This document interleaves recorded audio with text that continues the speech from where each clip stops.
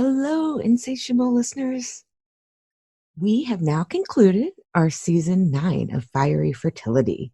I have heard from so many of you how much you love the season.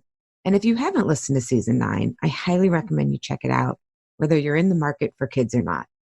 It's really a look into our feminine power and how to access that through nutrition, our healthcare choices, and owning our story.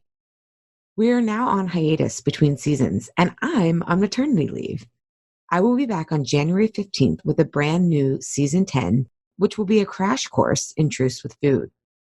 We will look at the root causes of why we can't lose weight and how addressing these root causes, which aren't about willpower or discipline, can make us feel back in control of food, get off the all or nothing roller coaster, get us to stop monitoring ourselves all the time, and trust ourselves when the dessert cart comes. All with a main course of self-compassion and self-acceptance that doesn't have to mean resignation if you aren't comfortable in your body. When you can accomplish this freedom and consistency, weight loss can be a side effect. I'm so excited to share this season with you. And Truce with Food, my signature boutique group program, will begin in March 2020 for another round.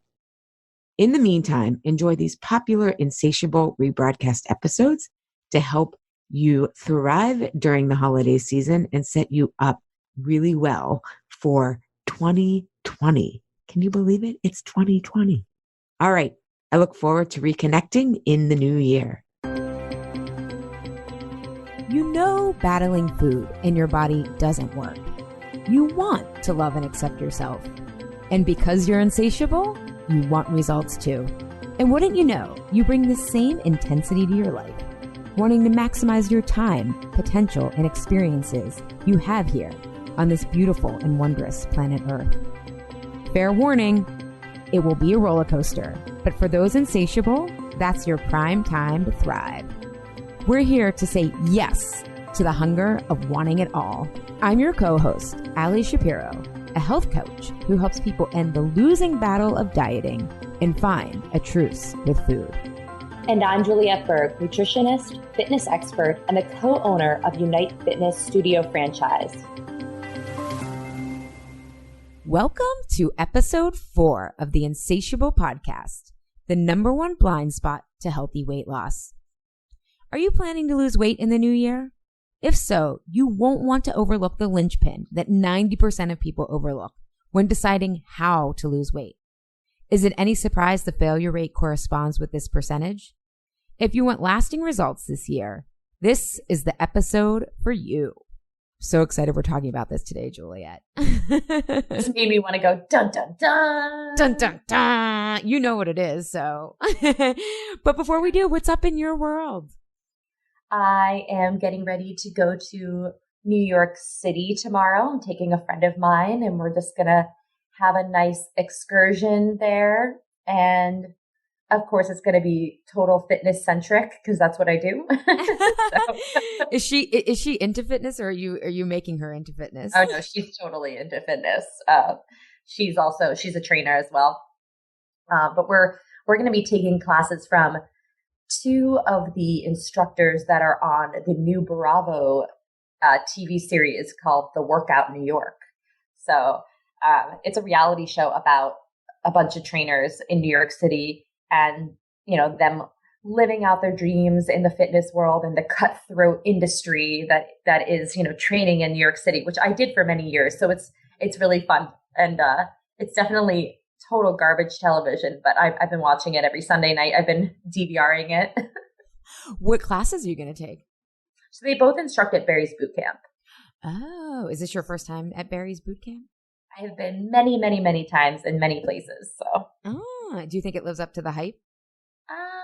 It depends on the class. The instructor? It depends on the instructor, but it depends on the class too. It can be a little hectic. It's 50 people in one room. So sometimes if the class is full, you just feel like you're fighting for a spot on the floor, you know, like, doing a push-up with like, you know, your elbow touching another person's elbow. It can be like really hectic in there. So is it Barry's Boot Camp or is that New York City? Because to me, that's what sounds like New York City. Right? I know. I guess it depends. It depends, right? Because I went to Miami and it was the same thing in Miami. They're very popular. They're really popular classes. So That's interesting. So I did something kind of becoming more popular the other day, and it have you heard of the sensory deprivation tanks that are popping up?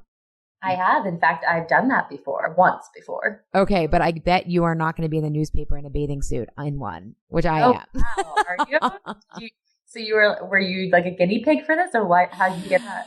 Well, I moved here to Pittsburgh, and I was like, I need to find like-minded people. And in my neighborhood, there's a flotation spa called Levity, which is really wonderful. And I went and I loved it. And then I went twice, I went again. And then Dave, the owner, emailed me and he's like, hey, the Tribune Review, which is the major newspaper here, is doing a story. Would you mind if they talk to you? And I was like, no, I love it. So the reporter calls me and I like tell her why I do it. I talk about the magnesium and how like, just like soaking. So for people who don't know, sensory deprivation tank is you basically, you float in like thousands of pounds of magnesium, of Epsom salts, which is magnesium. So you relax and you basically float, and all this stimulation from the outside world. You're in a dark tank. It's quiet in there, and you just are it's sensory deprivation, and you relax in a way that, you probably can't anywhere else. So I explained to her, like, she's like, why do you do this? We had this big informal interview. And then not informal interview, but you know how when the press talks to you, it's like, da, da, da, da. And so then she's like, oh, so I want to get you going into the tank. And I was like, what? I was like, well, you have to be naked in the tank. I was like, and she was like, well, no. She was like, yeah, but would you mind like putting on a bathing suit and we can film you, or we can take a picture of you. And I was like, and it's really interesting because some of my clients are like, Allie, do you really have a truce with food? Like, do you really not care about food or like have any issues with it? And I'm like, I don't. And I really feel comfortable with my weight, and everything. And then like, I felt like this was like, how comfortable are you? Because while I'm comfortable, I'm also not someone who's like an exhibitionist, and I don't have a lot of myself on social media. Like, it's just not something. But in the end, I was like, sure, why not? Like, it was like, I wanted to say yes to it because I was just like, and I didn't do any major crazy working out. In fact, I couldn't even work out because of this arm thing that I have going on, this nerve thing that I have to figure out. And I didn't do any cleanses. Like, I'm like, oh, how far I've come, and they came and they took a picture. I haven't seen it yet, but the photographer was like, this is a really beautiful shot.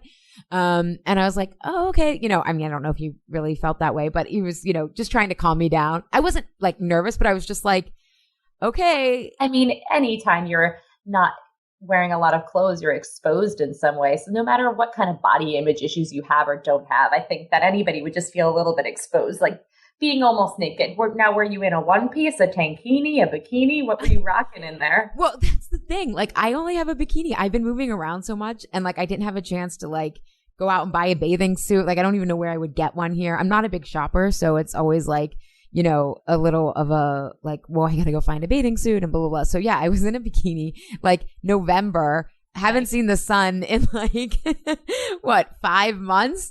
So yeah, but it was interesting because I was like, I actually just don't care. I mean, I care, right? And I was like, look, and the reporter was like, you look fine. I'm like, no, I'm not someone who's like, oh my God, I feel fat. But I also didn't want like the first press exposure of me in Pittsburgh to be in my bathing suit. So do you go often to do sensory deprivation, to float, or? Well, yeah, the reporter asked me the same thing. She's like, how often do you do this? And I mean, I said to her, in an ideal world, I would probably go every other week. But, I was like, I said to her, are you a freelance writer, or, do you work for a paper? And she's like, no, I'm freelance. I'm like, so you work for yourself. So that like life is very hectic. You're always like, your schedule, people think you have your own schedule, but your schedule is really dictated by clients and when your website decides to go down, it's like, so I've been trying to go about once a month. I think it would be great if I could go twice a month, but it's great. It's like a meditation time for me because I'm not someone who, I believe in meditation. I get it. Do I do it? No. So is it 90 minutes? The session? It's 60. Okay. Cause I did a 90-minute one. Oh my God. 90? How was that? That's what they offer. The flotation spa that I went to, they offer their 90-minute sessions. I mean, I've only done it once. Was it my favorite thing? No. Was it a really good experience? Yes. I would do it again, but I'm not motivated to do it again. It was, but I think part of it is just how expensive it is. Does it motivate me to do it again? If it was more cost effective, then I would do it more regularly. But for the amount that I was spending, which is as much as a massage, which is like, where it feels so good when it's happening, I would rather spend that kind of money on getting a massage. So I totally get that. I actually got a bundle at the flotation, but it was like a special. So I didn't pay full price. So I totally, price is always something I have to be mindful of. They could drop the prices down on those float spots for what they are offering. But that's a side note. But the sanitation that goes into it is really expensive. I mean, I saw like the back end of it and how you have to make sure the water, so it's in a pod. What did yours look like? Because they're very different. Like mine was very much a tank. It was a metal tank with like with a door above you that you pull down and close. And there wasn't a lot of space in there at all. If you floated too far to one side or the other, you would hit the wall. So I know there are many different ones. Yeah, mine was, it wasn't like a vertical tank. It was horizontal. And it was just like lying in like the ocean water, except you didn't have to worry about jellyfish or like rocks or anything like that. So I have a trainer at one of my studios, and he is super into floating. And he's the one who actually, for my birthday, he got me a float to try. So, because he was trying to, get everybody to do it. And he has done 5-hour floats. I am not that person. I mean, why don't you just go on a 10-day meditation? He claims that it just is such a spiritual, awakening experience and, transformative. And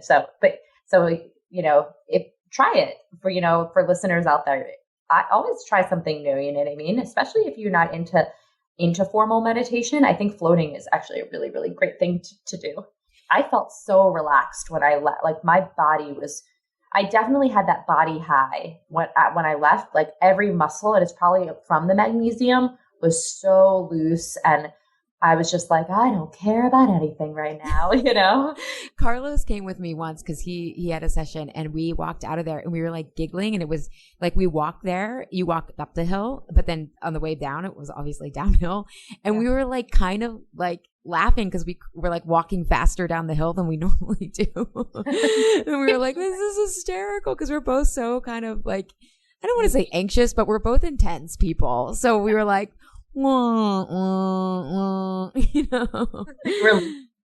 Yeah. So let's get to today's episode, because floating is great and everything, but I bet most people, and I remember I always felt like a cliche and was frustrated, but I still put weight loss on my New Year's resolution list when I was struggling with food. And a recent study, I think this is perfect timing, a recent study came out, and it was done by the Orlando Health Center in Florida. So they're a hospital system down there, and they commissioned a national survey of 1,000 people. And I'm not sure how the survey was set up or the demographic of people, but the results about what people think it takes to lose weight and their barriers came back pretty similar to what I see in my practice. And I'd love to, when I tell you the results, Juliet, if you see the same thing. So here's what, and most people missed the number one thing, which we're going to talk about today. And it's what most of our episode is on. So the results came back, and this is what people said. 31% of Americans think a lack of exercise is their biggest barrier to weight loss. 26% thought it was what you eat. 17% said the costs of a healthy lifestyle. 12% said the necessary time commitment.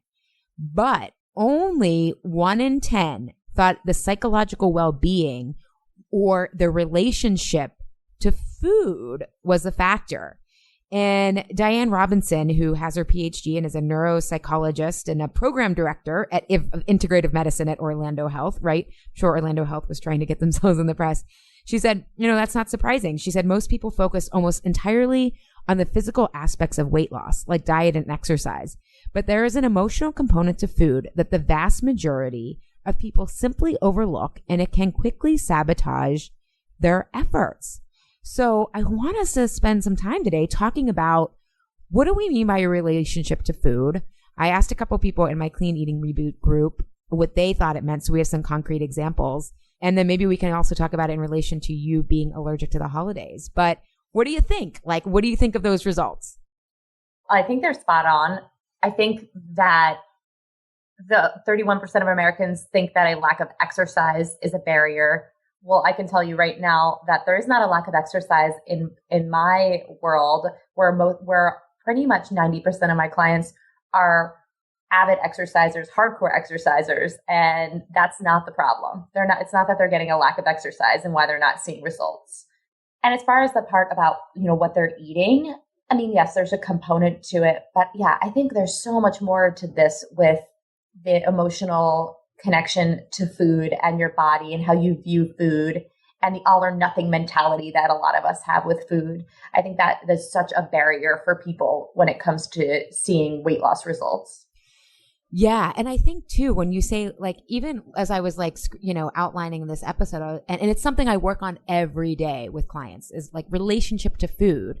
And I'm like, what do people even think that means? Like some of my clients know they'll use the language, I stress eat. So they know they use food when they're stressed out, or they know they use it when they're tired. But I think what's interesting is that's like the habit.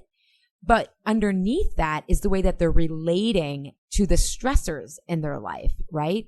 They either feel like a lot of people turn to sugar or carbs, which we talked about all in episode 3 of Good or Bad Carbs, but they're turning to carbs because it gives them like stimulation. It almost like lifts their mood to deal with the stress, right? Like if you feel like you have to plow through work or that you have to go through a meeting that's going to be difficult, isn't it so fun to just like grab some M&Ms and like kind of, it's almost like not the same thing as a drug high, but it's like, oh my God, like you're fueled by this sugar. Yeah. And the same thing goes for if you're coming off of a really long day where it's just been decision after decision and a lot of stress, and you get home and you just want to numb out and relax. And sugar is a really, really easy way to do that, or any kind of carbohydrate that is going to give you that same kind of stimulation that sugar does. Yeah. Or like what I used to say, and a lot of my clients say, is like, I deserve this. And so the way that is interesting is that they're looking for reward through food, right? Like the relationship there is that food is a reward. It's a symbolic substitute for that. And it also is kind of a mirror for how people relate to their lives, right? Like push really hard. And then we all want some gold stars for surviving. Versus what I think this indicates is that we feel often like we're sacrificing, or that we in our day-to-day life, the relationship is more than just seeing food as a reward. It's seeing that the rest of our life feels very sacrificial, right? Which is this idea like, if I work hard, I will be rewarded. Yeah. That's why weekends are so triggering for people. Oh my God. Yeah. Over and over again, I hear, I'm so good on point, like Monday through Friday, but Friday night through Sunday, it's just, I'm a hot mess. And that's that whole thing about like you're pushing so hard. You're trying so hard, and then you want a pot of gold at the end of that rainbow. Like you deserve to just like go off the rails, right? Yeah. Yeah. And that's what I want to talk about today in terms of like, well, what do I do, with this idea that I have to pay attention to my relationship with food? And, I asked some people in my clean eating reboot, I said, when you think of relationship to food, what do you think of? And one woman said, how do I transfer my feel good vacation cookie mindset to celebrations? So she was saying that actually on vacation, because she has time, she's relaxed, she like really like, again, she feels good. So she wants to continue feeling good and cooks and eats really well. I hear that a lot from clients going away on vacation and actually losing weight. Yeah, because change your environment. There's two sides to it. There's the other part too, where it's like I went on a cruise and I gained 7 pounds in 7 days, right? So, well, and this is because what I want to talk about is that people think that people think that they can't control themselves around food, or that like they're a good or bad, like they're really a bad eater who's trying to be good, right? And the reality is that we are all the same person. We can, in my clients are people who can control themselves at work. They get good grades. They're responsible. They're law-abiding citizens, right? But then there's certain conditions that make them good and certain conditions that make them want to eat badly. And I think this is so important, especially if you look at all the psychological research. I mean, women especially, right? If we have a bad eating day, we're bad versus made bad choices versus if we're good, then we also think, oh, I'm good and I got to keep this up. Rather than seeing that there are certain triggers that we're actually the same person. And it's kind of, it's figuring out the environmental triggers that turn you into it, as my clients would say, good or bad. Another one I want to talk about, and that one of the women in the clean eating reboot group said, my issue is the cortisol and stress eating from living in the same house as my ex-husband. So this is a perfect example of there's some conditions that have changed that have brought about stress, right?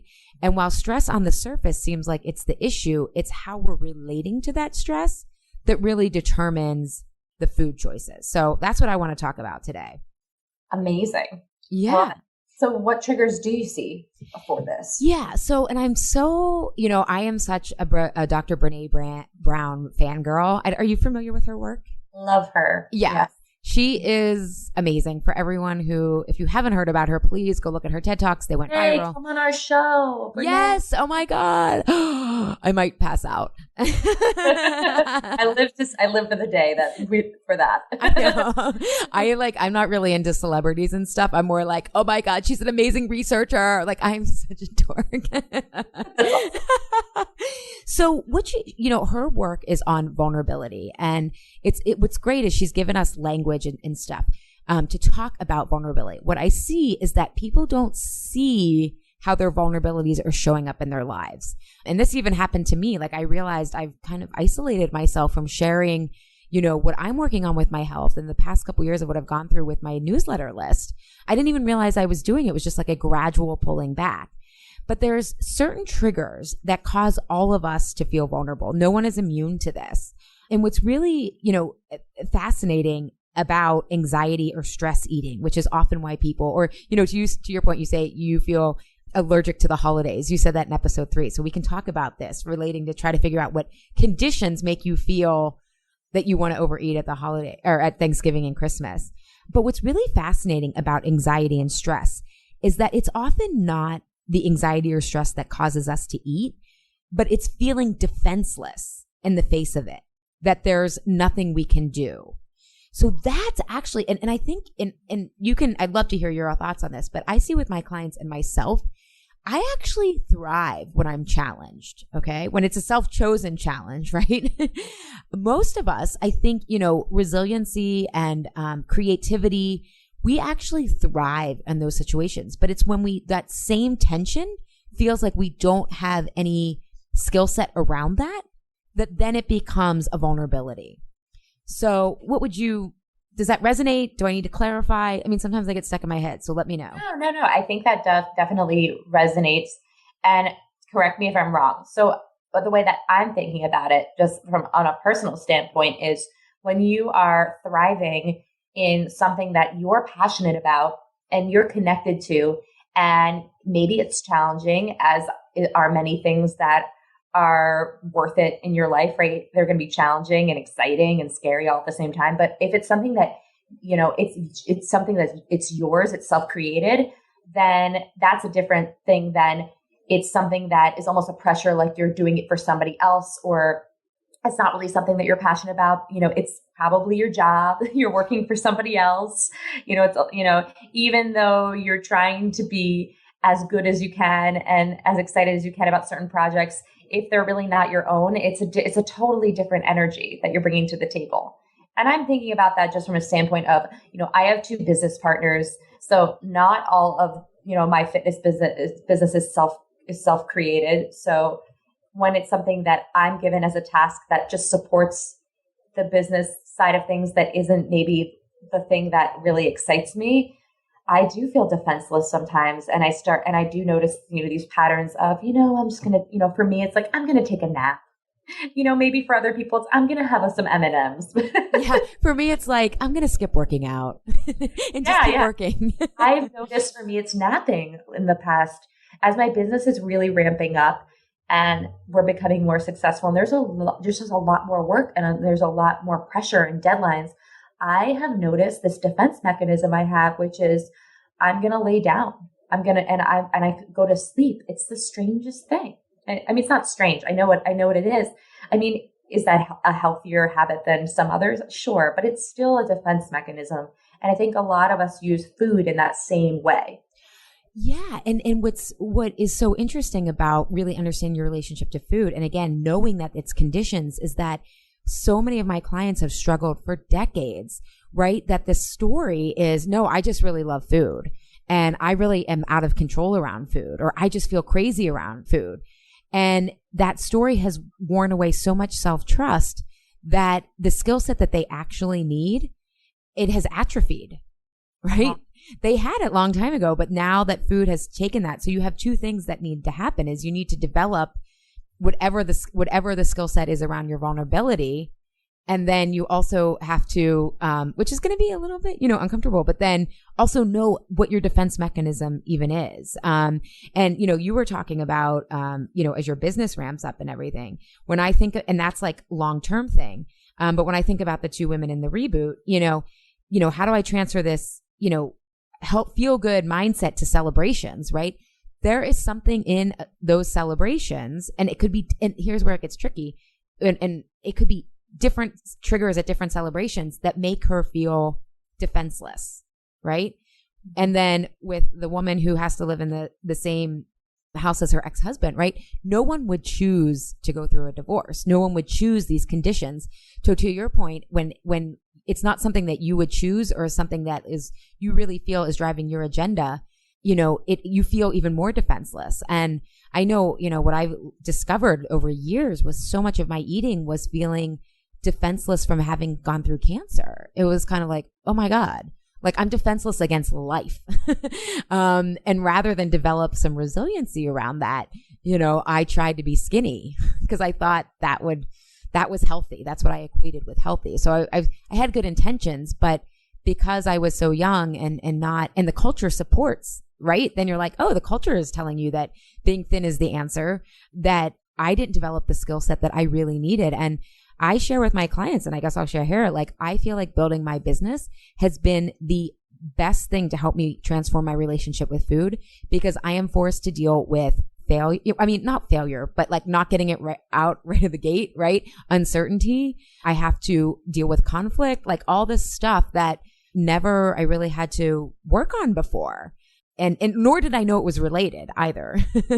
So I often think it's for people who are listening, it's in situations where you wouldn't have chosen them personally. It doesn't mean that they're inherently bad, but that tends to be where what I see with my clients is they stick to what they're good at. They hate feeling like beginners, like I do as well. But that tends to be when they're triggered the most with food. They feel like what's been asked of them at work is too big.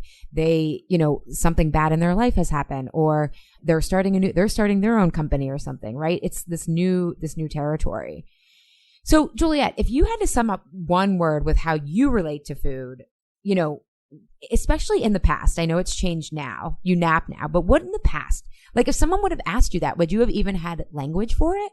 It's complicated.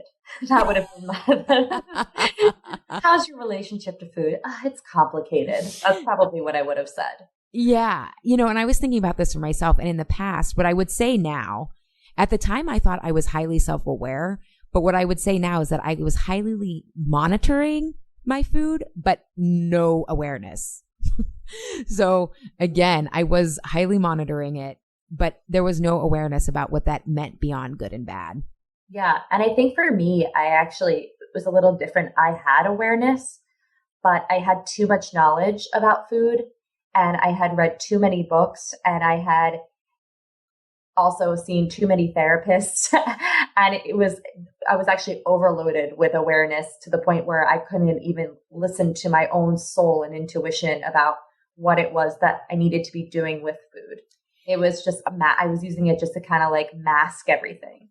Yeah, I guess I should say I was in the same boat. I had read so much, but what I meant was I was monitoring myself being good or bad versus really being aware of why I was being good or bad.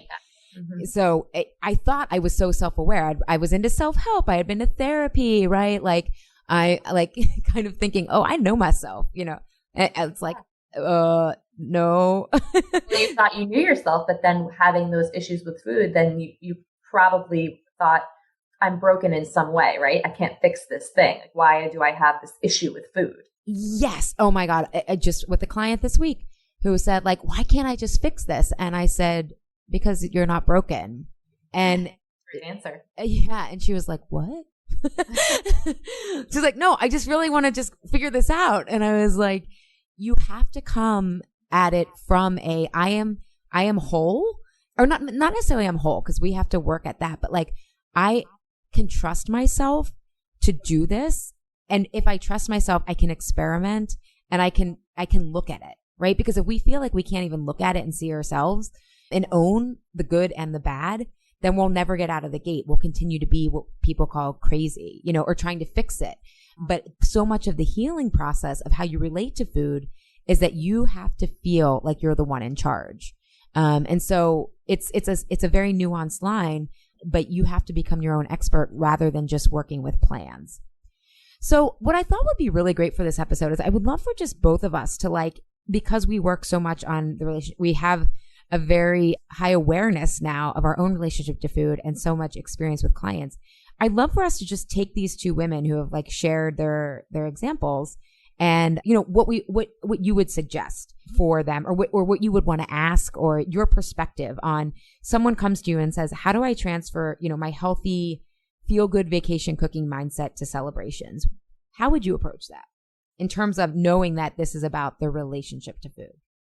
And there, just to be, I probably want to ask a couple more questions about what they mean when you're saying celebrations. What are we talking about specifically when she was saying that to you? Yes, social events. Like it's the holiday season. So going to social events, whether it's like a potluck or there's, a group of people where you're supposed to be having fun with, who you're supposed to be having fun with. Yeah, I guess I would want to dig a little bit deeper and just understand what it is that she's doing on vacation that is drastically, which I'm guessing, different from how she is interacting in her everyday life. Is she taking more time for herself? Is she slowing down? And I think that we probably have to transfer some of those vacation feelings into her real life by probably slowing down and taking more time and not overloading herself. Because I'm guessing that's what's going on. She's having more time just to breathe and have space, and she doesn't give that to herself in real life. Yeah, I love that you said that, because I often say with my clients, I use the analogy, or is it metaphor, of a cell phone battery, right? And I always say, I've learned that there's tired Allie and inspired Allie, right? And tired Allie is what people would think of as their bad side, and inspired Allie is who you would think of as your good side. And if that battery is drained too low, you're the same person. But now that you haven't slowed down and had space, you are using food probably for energy or to reward yourself, all that stuff, right? Like I always say, life looks very different on 8 hours of sleep versus 4. It's the same thing, right? If your energy level, if your battery level's at a 4 versus an 8, you make completely different decisions. Yeah.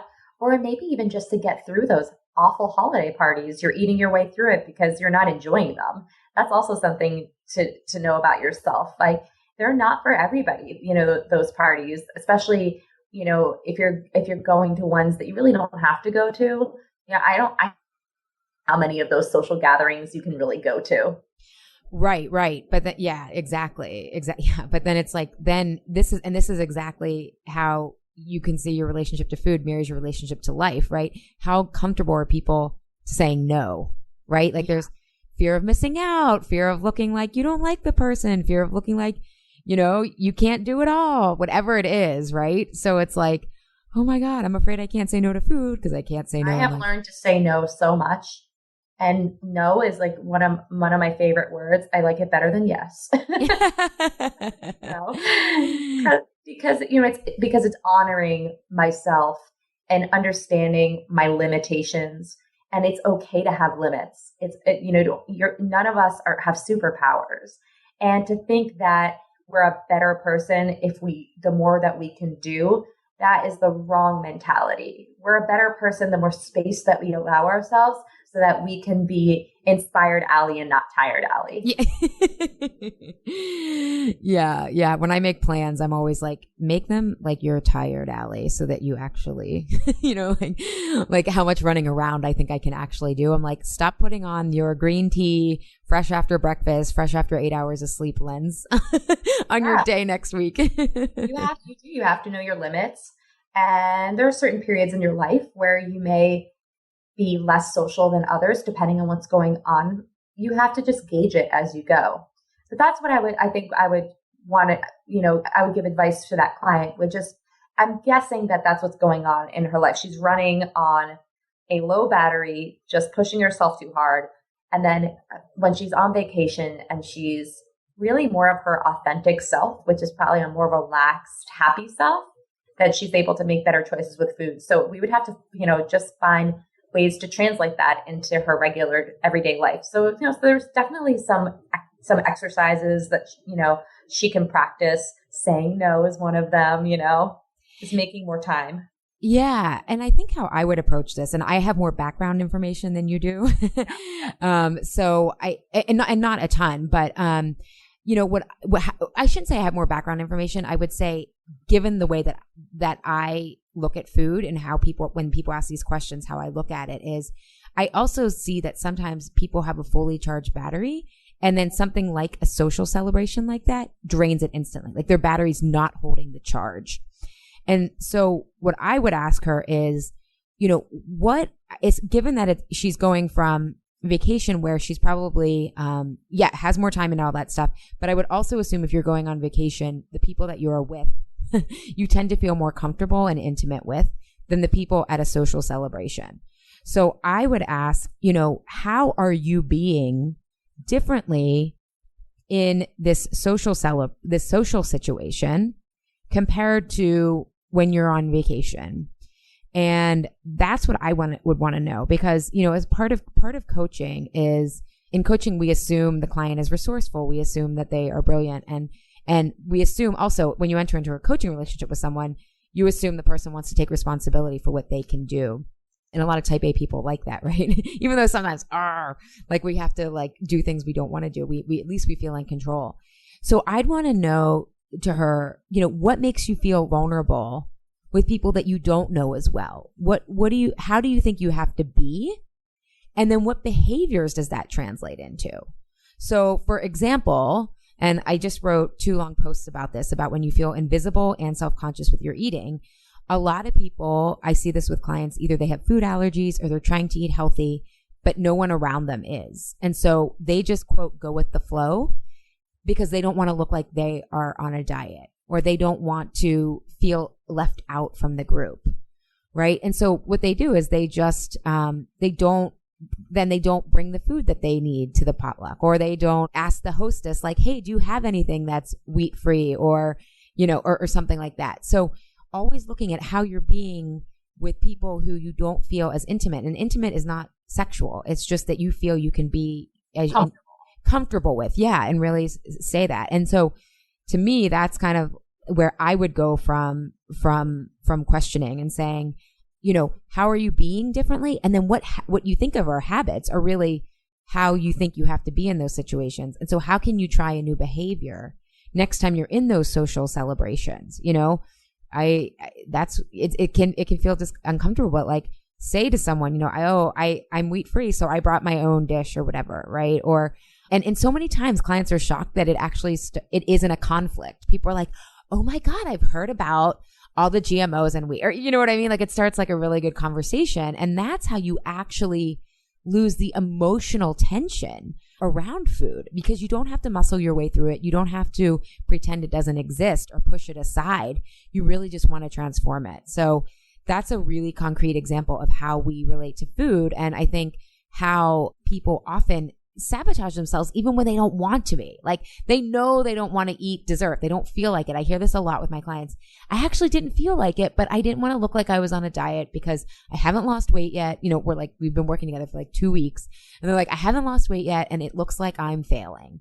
And there's all this subtext, right? The subtext, not really what's happening, but what we think, what I call, we have mind reading capabilities. And a lot of times that fear of failure is creating failure, because you're sabotaging your success, because you're so afraid to fail that you keep just doing the same sabotaging, techniques that you've learned over and over again. Oh, and yeah. So that you're never going to be successful with it, and with weight loss especially. Well, and that's the irony, right? As I actually said this in an earlier podcast, and I was like, I didn't really explain that clearly, but the fear we usually have the most, we're already living with, right? So if you feel like, oh my God, people are judging me, right? Which means then am I going to be alone? Right? That's like the real worry, right? Will I be alone and judged? It's like, oh my God, how alone does it feel when you're with people, but you can't be yourself? That's a great point. So here is a really like a tangible scenario for you, Allie, that I think you could help people with. So a lot of holiday parties, especially a lot of work holiday parties or catered holiday parties, free food everywhere, right? And people are feeling like they can't control themselves around the free food. And I think that this has to do again with like how they're feeling in the social setting, because food is a great way to just distract you from actually having to be present and make small talk with people. So what are your thoughts on that? Do you have any tips for people in that situation where maybe it's a corporate event, or this could be any kind of, it doesn't have to be holiday, but it could be any kind of corporate event where there's free food everywhere, and and maybe you ate already, but it's just hard to not go around picking. Yeah, this is great. So there would be two things that I would ask. First of all is, how are they defining free? So just because it doesn't monetarily cost money does not mean there isn't a cost to eating it. And I don't mean a weight gain cost. I mean, are you going to have trouble sleeping? Mm-hmm. Are you going to get heartburn? Are you going to then be hungrier after you eat? Right? If it's a blood sugar, like because I used to struggle with this too in the corporate world. And I was like, oh my God, it says it's free, but then I'm like hungrier afterwards. So I'm actually then have to pay, then I go buy more food, right? I think that for a lot of my clients, it's not even so much of a physical cost, but it's a mental, emotional cost that they feel so guilty afterwards. Right. Yeah. And so that is that guilt and that I'm doing something wrong, right? I mean, that is definitely a longer term thing, that guilt and getting out of all or nothing. And because part of why people love this food this time is because what they say to themselves is, well, in the new year, I'm not going to be eating this. Right. So it's, and what's interesting is, so it's this all or nothing mentality that it takes a good, I run Truce with Food coming up in February. It's 4 months because it takes a while to wear away that all or nothing mentality. But part of what's driving that all or nothing mentality is people think they have to be perfect to get results. There's a big story within, or assumption within there. So when you're going to holiday parties, I think the big thing is, first, think about free, the cost of it, and really think to that. But then here's what I would say to my clients, because they're like, anytime someone says, I always do this, I'm like, you do not always do it. Like that, right? It's like in their mind, they're only remembering like how awful they are. That's the story. That's the intense language that they're using around something. And you have to reroute that story. That's because that's not your story. That's the fictional story that you're making up. Yes. So I would ask people, and, okay, I would say, when was a time that you were out and you made healthy choices? And it's pretty amazing that people remember that. They will remember that if you ask them. And I'm like, what was it about that time? Again, what was it about the conditions? I did this with a client the other day. She has all these parties coming up. She's like, well, I know I got 8 hours of sleep. To your point, slowing down and resting, right? Mm-hmm. Okay. So you need to go to parties rested. So practically, if the party, say the party is, 8 o'clock at night, right? Or when are work parties? Like right after work, or what? Say it's right after work. If it's right after work and you know that you're tired, know that you're going to spend less time there, that you're just going to leave early so you can get sleep. Oftentimes, if we think we have to stay the whole time, again, our battery, even just the mental, like, oh my, dread drains our batteries. If the party starts at 7 or 8, find something that restores you ahead of time, if that's what works for you. So looking at the conditions underneath that enable you to make good choices.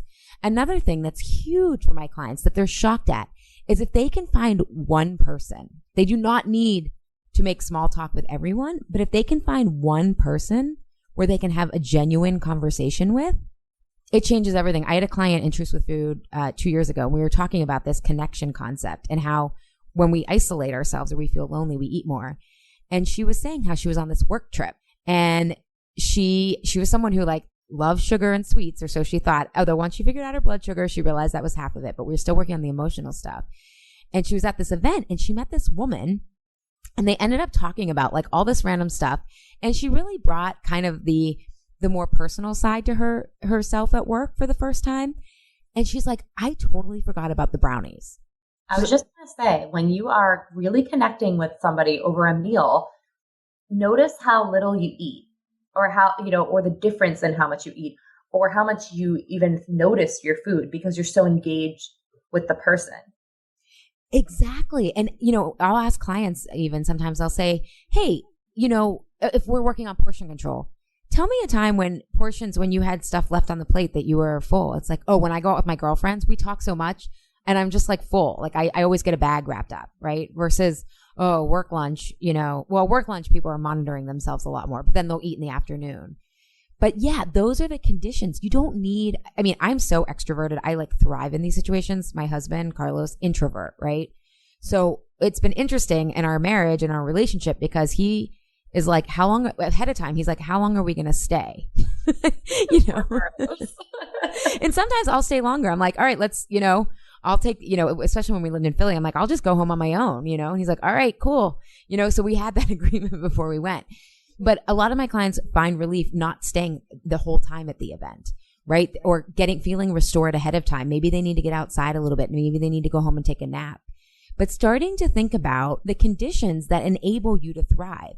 And just think about when you make great choices, right? A lot of people will say, to your point, oh my God, I make really good choices during the week. Then the weekend I go crazy.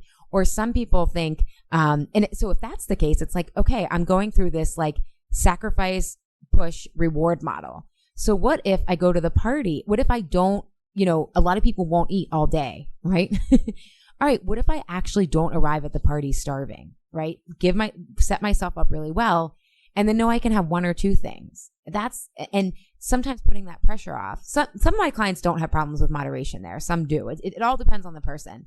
But that I would start with thinking, part of why people do well on Monday and Tuesday and Wednesday, not the weekend, is also because their energy is depleted, right? 100%. Yeah. You're like, okay, I'm starting off fresh, from a weekend where I had time to slow down and relax. And then you're recharged Monday, Tuesday. By Wednesday, on that hump day, it's like, OMG, I'm drained again. And then you're like, I need to reward myself. I need that glass of wine. I need that ice cream tonight, and then, so really Saturday and Sunday turns into more of a like Thursday, Friday, Saturday, Sunday. Yeah. And so often, my whole master's thesis was how we put weight loss into this battle story. And we think, oh, it's just this, we're just saying I'm tracking points, I'm doing boot camps, but that actually creates a feeling of how we think we have to be. And so a lot of people think they have to gear up, but what I'm really telling you is you have to soften and tune down. And that is actually the productive action that helps you with those parties and helps you with things. And when you soften instead of trying to gear up, things change. And, even, with I was talking about the one woman in my Facebook group who is living with her ex-husband. What I would ask her there is, okay, obviously this is not ideal, right? Like, let's acknowledge that. And I have no idea why they're, breaking up. But when the things were working with your husband, how were you in that situation? What was different? And I bet if she were to answer that, it would be a softening rather than, a hardening or a defensive mechanism. But there's always ways that we can be. And part of this, again, is not about someone winning or losing or us being good or bad, but it's about saying, what do I really want here? Right? Yeah. What is my end goal at this party? Is it to just eat my way through it? Is it to numb out? Or is it to like have a good conversation and then head out early and have a win-win situation? So I know I kind of jumped to the client example, and this client didn't ask for coaching, so she doesn't have to take my advice, right? But I just want to give I thought it was a great concrete example of how, okay, stress does fuel my appetite, which she talked about in the group. And this is a stressful situation, yet there's still, if I can just soften and turn down the stress, even one or two notches, I don't need it all to go away. I just need to feel like I have a skill set here so that I don't feel so defenseless and so so exposed, which people often feel at holiday parties, especially if they don't know a lot of people or it's work, etc. So that's what I would say. Yeah. And let's not forget about self-created stress with food, like how stressful it can be to micromanage your food all the time. Recently I was working with a client and we were going over her food diaries, and all the food that she was saying she was eating were just so bland. And they were really clean, healthy foods, but it was, like a plain, organic Greek yogurt, nothing in it, just plain, everything was just so bland, not a lot of flavor to it, not a lot of excitement there. And it's no wonder that this particular client felt like on the weekends, she just needed to go crazy and eat kind of whatever she wanted. And then it was like, back on Monday, starting over again. But that is really stressful right there when you're really stressing yourself out with the kinds of foods that you're eating, when you're not enjoying your food at all. Do you find that?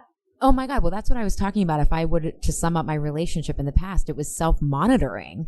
Yeah. And I think this is the big thing in my work with my clients. I am not one of these people that's like, I want them to find the medium between, eating whatever they want and then being deprived. Right. And part of getting there is knowing what to measure. And people think that if they're thinking about food a lot, that it's going to lead to better action or better choices. And it actually does the opposite. So they think like, oh my God, I'm paying attention. I'm monitoring myself. I'm all this stuff. And it's so many mental gymnastics that they get exhausted. And when you emotionally are exhausted, that's when the excuses start to come in. Well, I'm just going to have one glass of wine, right? Oh, wait, but I'm going to get the 8-ounce glass instead of the 4, right? Think about how much mental energy it takes when you're thinking about food that often. I remember one of my aunts said to me a long time ago, if you would only spend half the amount of energy that you spend thinking about food and the size of your ass, you would be like, a millionaire by now. You'd be the CEO of a company, like you're so determined and your mind is always churning, but you're not using it for productivity. And I was like, oh my God, you are so right. I'm holding myself back from what my gifts are, by just thinking about food all the time and my body. It's like a waste of mental energy. Right. Well, and that's how we kicked off the call, right? Like people act like you are determined and you thrive on a challenge. But with food, many people feel defenseless because they're not looking at the conditions that cause them to feel so defenseless. Rather, they just stick to the monitoring, thinking like, okay, I'll figure this out eventually. This is something to fix. This is a logic problem.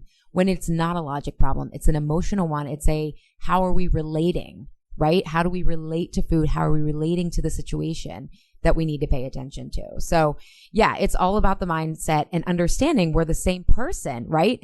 You can be a determined person in a great way, but for many of us, if we aren't self-aware, which I was trying to explain before, but I don't know if I was clear, our strengths can become weaknesses and they turn on us. So I think it's so important. Like people often think like I need the mindset and like the right mindset, which you do, but rather it's not the right mindset. It's moving along the continuum from self-monitoring to self-awareness about how you're using food. So 100%.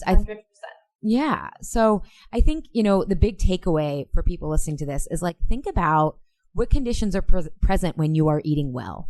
If you have a certain situation that's coming up and you're nervous about, think about that exact same situation one time when you were successful. And what did you have to do? Often clients think it's these like big changes, but it's like these little things of like, oh my God, taking a nap, life looks very different, right? What changes when you're eating poorly? What storm brews comes in? Is it people that you're not as comfortable with? Is it that you don't feel comfortable saying that you're dairy free or that you're looking like you're on a diet, right? And I have a post that goes into how to change this in more detail on my site at alishapiro.com/overeating and loneliness. And then the last one is, how can you take responsibility to change those conditions? So thinking about what your end goal is, maybe not, if it's a party, what's my specific end goal at that party? And not just food wise, right? Like, who do I want to talk with? What would be interesting to to do tonight, right? Or if there's like some of these holiday parties, like there's activities or there's dancing, like what do I really, rather than what will look good, what do I need to feel good is a really great often question. So, and two, just kind of as a little plug, but in the new year, I'm going to have a quiz to help people identify what conditions help them thrive and which ones sabotage them. So it'll probably be available the second week of January, and I'll mention it on a podcast and officially announce it here. But this is really important. Yeah, there's 4 main patterns that I've seen over the past 8 years, and also, you know, looking at it through my coaching lens. So that's that. Do you have any more thing to add or anything else, Juliet, before we wrap up here? I think just, you know, we are talking about mindset today, but I also think that what I was saying earlier about not having excitement in your diet, create more excitement in your diet. Have a little bit of chocolate throughout the day. Don't feel like you have to save it for a special occasion. It will make it so much better that you won't have to save it up. You won't feel that deprivation feeling. And that moderation is so key here when it comes to your diet, right? Like Ali was saying, we're not going for like you know, we're trying to find like a middle ground here with food.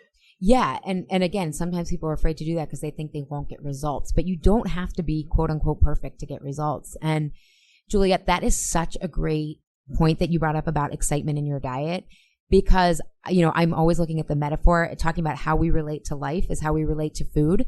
People get so excited about weight loss, not because of weight loss, but because they think it's going to bring possibility.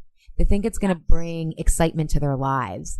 And sometimes it can. Hey, it feels great to feel good in your clothes, but you have to get the excitement in first for it to keep going. So I'm so glad you brought that up, because that's another huge pattern and why people pin so much on weight loss. They think, you know, their real life or their more exciting life is going to start there, but it can start now. It can start now. Yeah. I mean, I have abs now.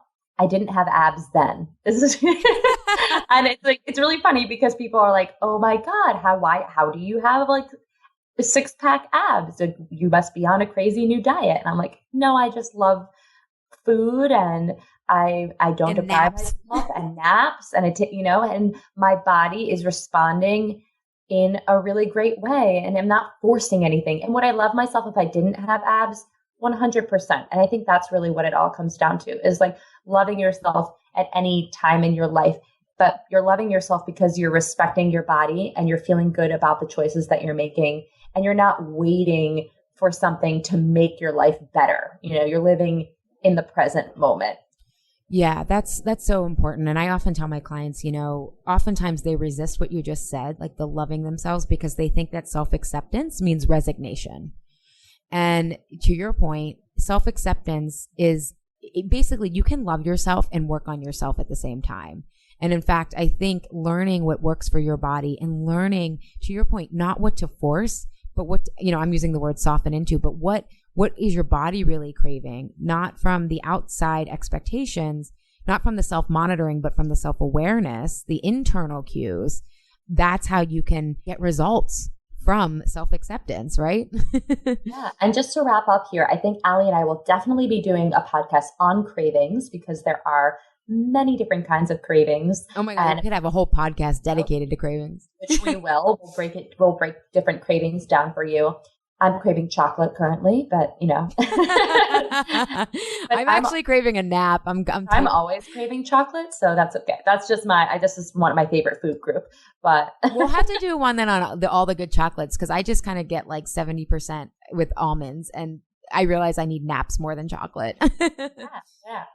Well, we are so excited, everybody. Thank you for listening today. We have so much great content coming up, and we would love it if you could leave us a review on iTunes. And we have a little incentive going that we're going to be picking 2 people, one for Ali, one for myself. If you leave a review, we will pick 2 people that we will be diagnosing your food journals and kind of giving you some great tips. We'll do 30-minute consultations with you. So please go ahead and leave a review. Be honest about your review. We can take it. We promise. Yeah. And yes, definitely for the month of January, 2 people will pick. And of course, connect with us on social media or by email with your questions. Juliet is at Unite. What's your Twitter handle? Juliet Unite. Everything is Juliet Unite on, you can find me on Twitter, on Instagram. You can find Allie at Allie M. Shapiro. And then you can also just check on our show notes for our emails. And please feel free to email us any questions, any comments that you may have. We are very excited to share our knowledge with you and hear your feedback. Thank you guys so much for listening, and we will see you next week. Thank you so much for listening to the Insatiable Podcast. We hope you enjoyed today's episode. You can connect with us on social media. Follow me on Twitter and Instagram at Juliet Unite, and Allie at Allie M. Shapiro. M stands for Marie. Please feel free to also email us any questions. We would love to hear from all our listeners. You can reach us at Allie at AllieShapiro.com and Juliet at UniteFitness.com. We'll see you next time.